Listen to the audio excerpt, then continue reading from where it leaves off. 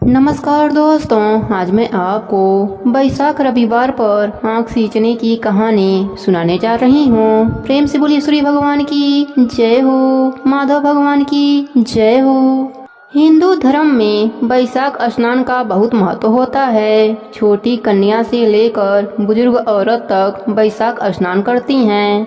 मान्यता है कि बैसाख स्नान से मनोवांछित फलों की प्राप्ति होती है।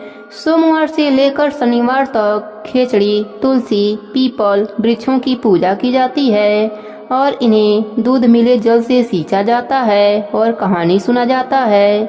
लेकिन रविवार के दिन आँख के पौधे की पूजा की जाती है। इसे मंदार के नाम से भी जाना जाता है। रविवार का व्रत रखा जाता है और सूर्यदेव की कहानी सुनी जाती है। कहते हैं बैसाख स्नान और रविवार व्रत करने से धन्य धन की कमी नहीं रहती है। इसके साथ ही मान सम्मान में वृद्धि होती है। तो आइए जानते हैं आंकड़े की पूजा कैसे करें। सुबह जल्दी उठकर स्नान करें, फिर एक साफ बर्तन में पानी डालें, उसमें थोड़ा सा दूध डाल लें। फिर पूजा का सामान तैयार करें। एक थाली में बाजरी, गुड़, मक्खन, रोली व मौली के साथ साथ 5 छोटे छोटे रोटियां बना लें। एक आटे का दीपक भी बनाकर रख लें। यह सारा सामान लेकर आँख के पौधे के पास चले जाएं। आँख के चारों तरफ साफ सफाई कर लें। फिर आसन पर बैठ जाएं। आँख के जड़ में 5 रोटी, गुड़ व मक्खन लगाकर रोली का तिलक करके आँख के जड़ में रख दें। दीपक जलाएं। आँख में मौली बांधें। वहीं छोटा सा गड्ढा बनाकर उसमें दूध मिला पानी डाल दें। बाजरी आसपास छिड़क दें। फिर बैसाख रविवार व्रत की कहानी सुनी। इस तरह पूजा और रविवार का व्रत करने से समस्त मनोकामनाओं की पूर्ति होती है। अब सुनते हैं बैसाख रविवार व्रत की कथा। एक राजा की 2 रानियां थीं। राजा की बड़ी रानी कुछ नहीं करती और छोटी रानी बैसाख स्नान व पूजा पाठ करती। उसका धर्म कर्म में बहुत रुचि था। बड़ी रानी छोटी रानी से जलती रहती। एक दिन उसने राजा से कहा कि छोटी रानी ना जाने कौन कौन से टोने टोटके करती है। 4 बजे ही उठकर ना जाने कहां कहां घूमती फिरती है। हमारे तो राजघराने की बेइज्जत करवाएगी। आप यहाँ से इसे निकाल दो। राजा गुस्से में आकर छोटी रानी को महल से निकल जाने का आदेश सुना दिया। यह सब देखकर बड़ी रानी बहुत खुश हुई, पर छोटी रानी कुछ ना बोली। वहाँ से चुपचाप चली गई। चलते चलते वह जंगल में पहुँच गई। वहाँ पर एक छोटी सी झोपड़ी बनाकर उसी में रहने लगी और हमेशा की तरह पूजा पाठ करने लगी। समय बीतता गया और बैसाख का महीना आ गया। तब छोटी रानी ने बैसाख स्नान किया और रविवार का व्रत करने लगी। एक दिन राजा शिकार खेलने गए। जंगल में रास्ता भटकने के कारण इधर उधर भूख प्यास से बेहाल होकर वन में भटकने लगे। बहुत ज्यादा गर्मी पड़ रही थी। दूर दूर तक कहीं भी पानी नहीं मिला। उस दिन बैसाख रविवार का दिन था। तभी राजा को पक्षियों की आवाज सुनाई दी। तो राजा ने देखा कि आँख के पौधे के पास पक्षी बैठे हैं। तब राजा ने सोचा कि चलकर देखूं, क्या पता थोड़ा सा पानी मिल जाए, नहीं तो आज मेरी जान निकल जाएगा। यह सोचकर राजा वहां गए तो देखा कि आँख के पौधे के नीचे खड्डे में पानी पड़ा है और वहीं पर छोटी छोटी रोटियां पड़ी थीं। तब राजा ने उन रोटियों को खाकर गड्ढे का पानी पी लिया और वहीं एक पेड़ के नीचे विश्राम किया। शाम को राजमहल में आए और आकर सिपाहियों को आदेश दिया कि जंगल में इस तरह से पूजा कौन करता है, पता लगाकर आओ। सिपाही जंगल गए तो देखा कि एक झोपड़ी में एक औरत रहती है, वही यह सब कुछ करती है। तब सिपाहियों ने उसे राज दरबार में चलने को कहा तो उसने मना कर दिया। तब सिपाही वापस आ गए और राजा को सारी बात बताई। तब राजा स्वयं वहां गए और देखा और पहचान लिया कि यह तो छोटी रानी है। तब राजा को सब कुछ समझ में आ गया। राजा को अपने किए पर बहुत पछतावा हुआ। राजा ने छोटी रानी के आगे हाथ जोड़ दिए और कहा, मुझसे बहुत बड़ा अपराध हो गया है, मुझे क्षमा कर दो। तुम्हारे रविवार व्रत के कारण ही मेरी जान बच पाई है, तुम मेरे साथ महल चलो। तब छोटी रानी ने मन ही मन सूर्य भगवान को धन्यवाद किया और राजा के साथ राजमहल की ओर चल पड़ी। राजा ने बड़ी रानी को देश निकाला का आदेश दे दिया। इस तरह बैसाख रविवार के व्रत व आँख की पूजा से छोटी रानी ने अपना मान सम्मान व सुहाग वापस पा लिया। हे सूर्यदेव, जैसे आपने छोटी रानी पर अपनी कृपा करी, वैसे ही अपने सभी भक्तों पर अपनी कृपा बनाए रखना। प्रेम से बोलिए सूर्य भगवान की जय हो, बैसाख मास की जय हो। एक समय की बात है, एक गांव में 3 भाई एक साथ रहा करते थे। बड़ा भाई और दूसरा भाई बहुत ही चालाक थे। वह छोटा भाई से खेत का सारा काम कराते और मुनाफे में से भी उसको कम ही देते थे। तीनों की शादी हो गई। घर में भी बड़ी 2 बहुएं ठाठ से रहती और छोटी बहू से घर का सारा काम कराती थीं। एक दिन उनके घर एक बुढ़िया माई आई और बोली, मुझे खाना खिला दो, मैं कई दिनों से भूखी हूँ। बड़ी बहू घर से निकली और बोली, बुढ़िया अम्मा, हमने तो अपना हिस्सा खा लिया, आप दूसरी बहू से मांग लो। दूसरी बहू ने भी कहा, बुढ़िया अम्मा, मैंने भी अभी अपना भोजन कर लिया, आप छोटी से मांग लो। छोटी बहू ने कहा, बुढ़िया अम्मा, मैंने अभी भोजन नहीं किया है, आप बैठिए, मैं अपना भोजन आपको लाकर देती हूँ। छोटी बहू ने अपना भोजन लाकर बुढ़िया अम्मा को बड़े ही प्यार से खिला दिया। बुढ़िया अम्मा ने बताया कि कल से बैसाख का महीना चालू हो रहा है। अगर तुम अन्य धन का भंडार चाहती हो तो कल से तुम बड़े पीपल, तुलसी, साथ ही आँख का पेड़ सींचो, रविवार का व्रत करो, प्यासे को पानी पिलाओ, पूर्णिमा तक तुम्हारे पुण्य का फल तुम्हें मिल जाएगा। दोनों बड़ी बहुएं बुढ़िया माई की बातें सुन रही थीं। वह दोनों बोले, बुढ़िया माई, हमें भी कोई अमीर होने का उपाय बताइए। बुढ़िया माई ने कहा, बहुओं, यह सबके लिए है, अगर तुम लोग भी करोगी तो तुम्हें भी तुम्हारे पुण्य का फल पूर्णिमा तक मिल जाएगा। छोटी बहू के साथ वह दोनों भी नित्य नियम लेने की तैयारी करने लगीं। सुबह हुआ, दोनों बड़ी बहुएं नहा धोकर 2 घड़े में पानी लेकर पीपल, तुलसी, आँख सींचने लगी। बड़ी बहू ने बड़ पीपल, तुलसी, आँख सींचा और कोई मिल गया तो पानी पिला दिया, नहीं तो वहीं गिराकर आ जाती। दूसरी बहू बड़ पीपल, तुलसी, आँख सींचती, कोई पानी पीने वाला मिल जाता तो कहती, मैं बहुत थक गई हूँ, आप खुद से लेकर पी लो। बचा हुआ पानी खुद पी लेती और पानी वहीं पर गिराकर आ जाती। छोटी बहू बड़े ही प्रेम भाव से घड़े का पानी को भगवान को भोग लगाती, बड़ पीपल, तुलसी, आँख का पेड़ सींचती और वहीं बैठकर भगवान का भजन कीर्तन गाती, कथा कहानी सुनती और जो भी आता उसे बड़े ही प्रेम भाव से पानी पिलाती। जब पूरा पानी समाप्त हो जाता तभी वह घर आती। साथ ही रविवार का व्रत पूरे ही नित्य नियम से करती। इस तरह नित्य नियम करते करते 1 माह बीत गया। बैसाख पूर्णिमा के अगली सुबह तीनों बहुएं अपने अपने घड़ों को देखा। बड़ी बहू के घड़े में 1 सोने के सिक्के थे। दूसरी बहू के घड़े में कुछ न था, वह घड़ा खाली था। छोटी बहू के घड़ा में सोने के सिक्कों से भरा पड़ा था। बड़ी बहू ने कहा, हे प्रभु, यह आपकी कैसी माया है? हम तीनों ने जब नित्य नियम बराबर किए हैं तो धन देने में आपने बेईमानी क्यों किया? तभी वह बुढ़िया माई वहां आई और उन्होंने बोला, बड़ी बहू, तुमने जो भी दान किया उसी का यह फल है। और दूसरी बहू, तुमने तो हर प्यासे से यही बोला, आप खुद पानी पी लो, मैं थक गई हूँ। तुमने तो कुछ दान ही नहीं किया, इसलिए दान का फल तुम्हें मिला ही नहीं, इसलिए तुम्हारा घड़ा खाली है। छोटी बहू ने बड़े ही प्रेम भाव से बैसाख मास के नित्य नियम को निभाया। जब तक इसके घड़े का पानी खत्म नहीं हो जाता तब तक लोगों को पानी पिलाती रहती, भगवान का भजन कीर्तन करती रहती, कथा कहानी सुनती रहती, साथ ही रविवार का व्रत भी करती थी। इस कारण इसके पुण्य का फल ज्यादा है। तीनों बहुएं बुढ़िया माई की चरणों में गिर गईं। दोनों बड़ी बहुएं बुढ़िया माई से माफी मांगने लगी। भगवान की कृपा से उनके भी घड़े मोहरों से भर गया। अब सभी लोग बड़े प्रेम भाव के साथ रहने लगे, भगवान का भजन कीर्तन करते और उनकी कथाएं सुनते। हे बैसाख मास के देव, हे सूरज भगवान, जैसे आपने उनको अन्य धन दिया वैसे ही आपके नित्य नियम करने वाले सभी भक्तों पर अपनी कृपा बनाए रखना। प्रेम से बोले बैसाख मास की जय हो, सूरज भगवान की जय हो।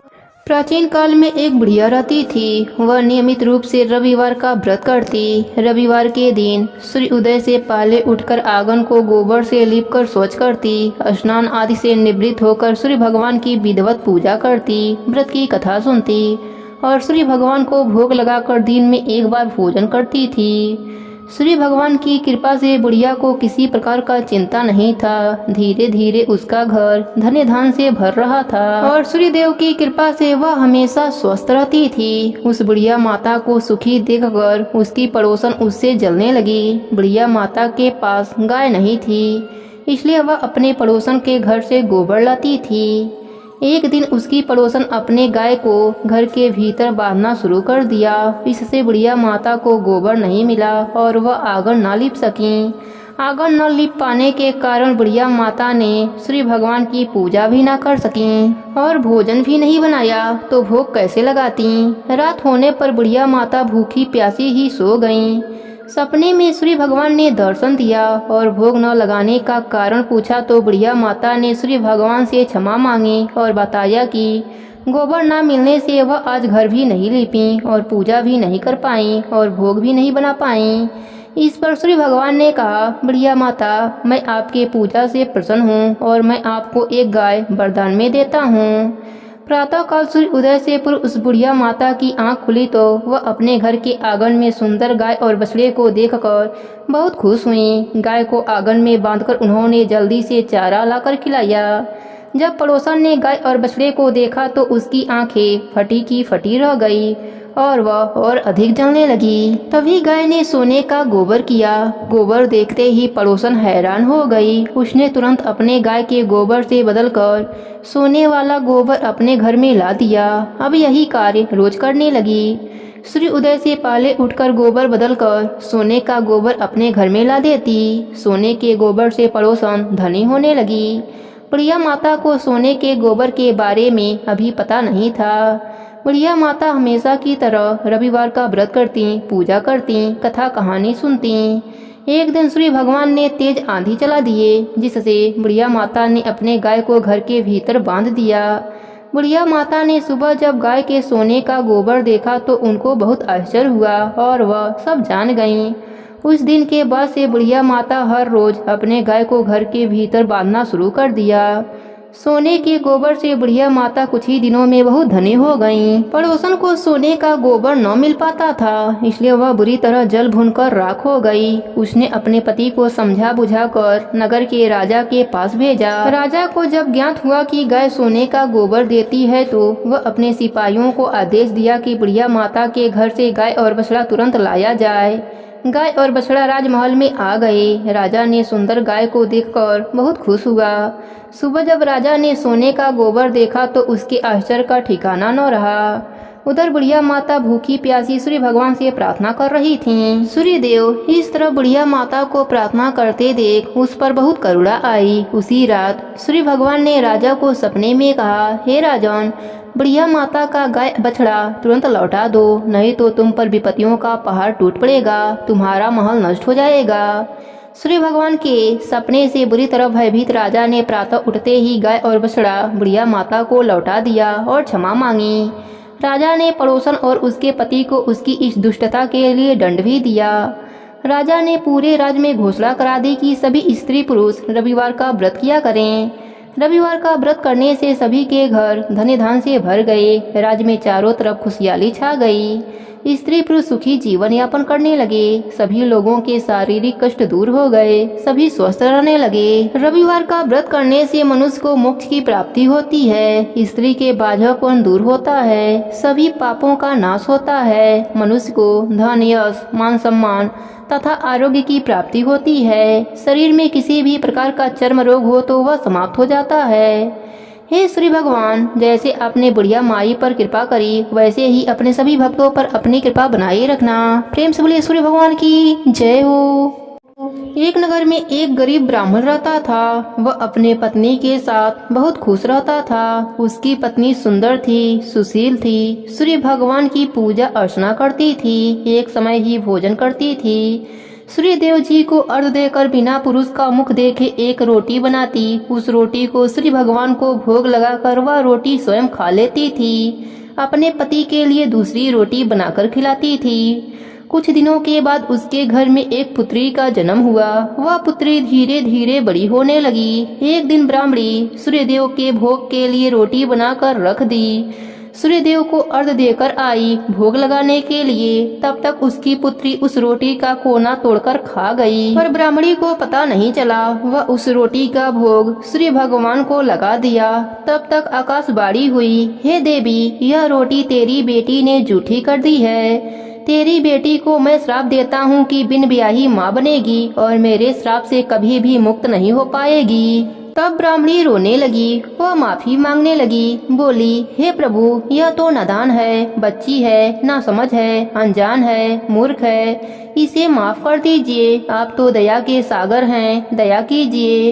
प्रभु ने कहा, मेरा वचन तो खाली नहीं जा सकता है, लेकिन मेरी भक्ति करेगी तो इसका दर्द कम हो जाएगा। इसी चिंता के कारण ब्राह्मणी बीमार रहने लगी।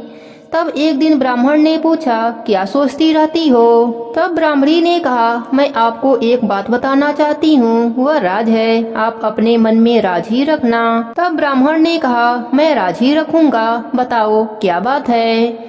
ब्राह्मणी ने सूर्यदेव के श्राप की सारी बात बताई। ब्राह्मणी ने कहा, इसकी छोटे उम्र में ही शादी कर देना, पुत्री को घर के अंदर रखना, किसी भी पुरुष का मुख मत देखने देना, इस कलंक से बचा लेना।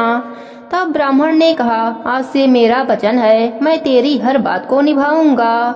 तब ब्राह्मणी ने कहा, एक बात और है, तुम इसे छोटी उम्र में ही सूर्यदेव का पूजा करना सिखा देना, क्योंकि सूर्यदेव इसके भक्ति से प्रसन्न हो जाएंगे तो श्राप वापस ले लेंगे। तब ब्राह्मण ने यह भी वचन दे दिया। कुछ क्षणों के बाद ब्राह्मणी मर गई। कुछ ही दिनों के बाद उसकी पुत्री बड़ी होने लगी। तब ब्राह्मण ने उसे सूर्यदेव की पूजा करना सिखा दिया।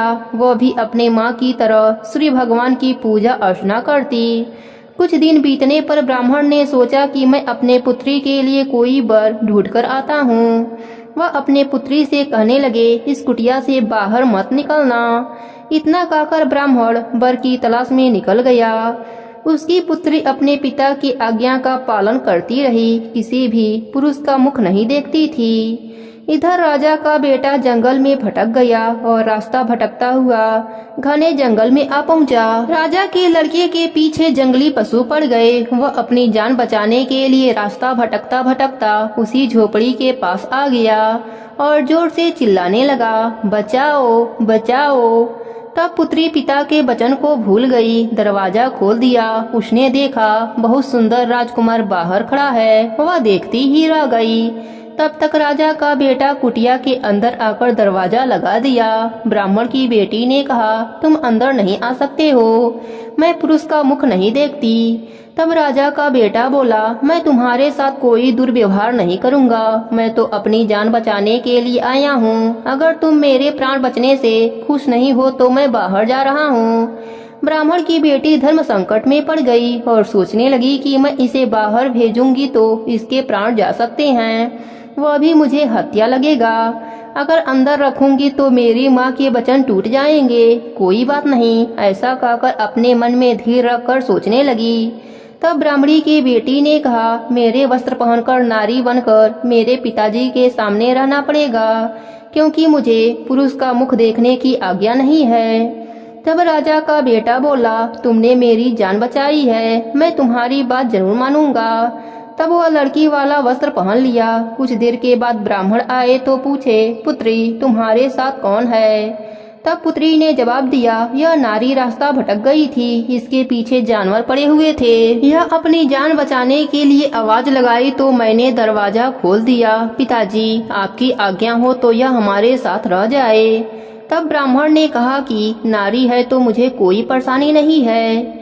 कई दिन बीत गए। उन दोनों में इतना प्रेम बढ़ गया कि वह हर हद पार कर गए। ब्राह्मण की बेटी गर्भवती हो गई।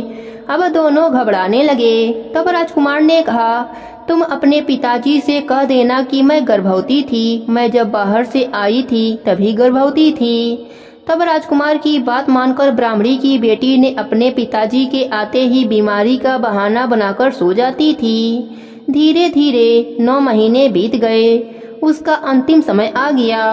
तब पिताजी को आवाज लगाई, बोली, इसका अंतिम समय है पिताजी, आप दाई माँ को बुला दीजिए। तब ब्राह्मण ने दाई को बुलाकर लाया। दाई माँ ने अंदर आकर देखा तो ब्राह्मण की बेटी गर्भवती थी, उसका बच्चा होने वाला था। तब राजा के बेटे ने सारी बात बताई और कहा, अगर तुम किसी से कुछ नहीं बताओगी तो मैं तुम्हारा घर मोहरों से भर दूंगा। दाई राजा के बेटे के कहे अनुसार ही किया, बाहर जाकर किसी को कुछ नहीं बताया। धीरे धीरे उनका बेटा बड़ा होने लगा। एक दिन राजा अपने बेटे को ढूंढता हुआ उसी नगर में आया और उसी झोपड़ी के पास आकर आवाज लगाने लगा। ब्राह्मण की बेटी ने दरवाजा खोला। तब तक राजकुमार नहा धोकर बाहर आया। राजा ने अपने पुत्र को पहचान लिया। राजकुमार ने अपने पिताजी से सारी बात बताई और राजा ने कोई भी बात नहीं मानी और अपने बेटे के साथ राज्य आ गए। और यहाँ ब्राह्मण की बेटी अपने भाग्य को कोसती रही, ना खाना खाती ना पानी पीती, दिन भर सूर्य भगवान की प्रतिमा के आगे बैठी रहती और रोती रहती। एक दिन सूर्य भगवान उसकी भक्ति से प्रसन्न हुए और प्रकट होकर कहने लगे, हे देवी, तुम क्यों घबराती हो? मैं तुम्हारी भक्ति से बहुत प्रसन्न हूँ। अब तुम्हारे दुख के दिन समाप्त हो जाएंगे। उधर राजा के घर में अन्य धन सब समाप्त हो गया।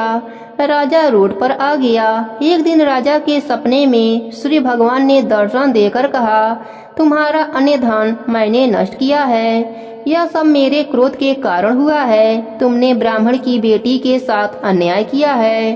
राजा ने सूर्य भगवान से क्षमा मांगने लगा और सब पहले जैसा होने का उपाय पूछा।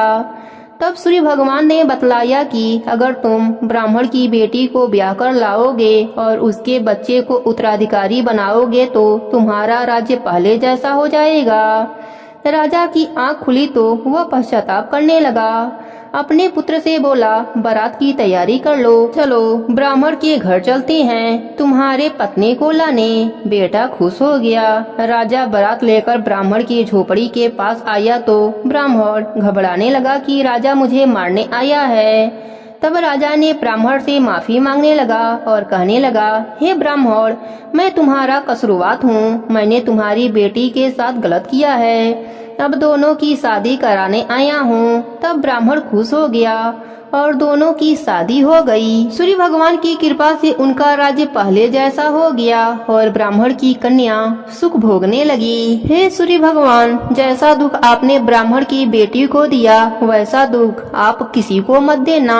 सब पर अपनी कृपा बनाए रखना। प्रेम से बोली सूरज भगवान की जय हो, माधव भगवान की जय हो, लक्ष्मी माता की जय हो, बैसाख मास की जय हो।